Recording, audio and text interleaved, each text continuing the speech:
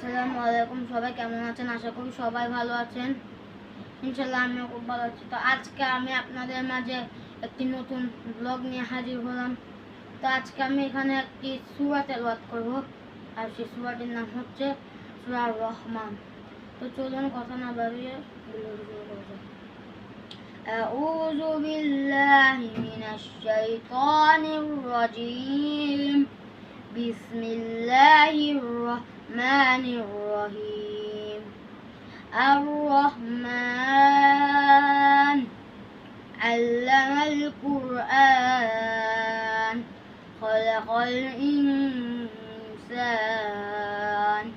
علمه البيان الشمس والقمر بحسبان والنجم والشجر يسجدان والسماء رفعها ووضع الميزان ألا تطغوا في الميزان وأقيموا الوزن بالقسط ولا تخسروا الميزان والأرض وضعها للأنام فيها فاكهة والنخل ذات الأكمام والحب ذو العصف والريحان فبأي آلاء ربكما تكذبان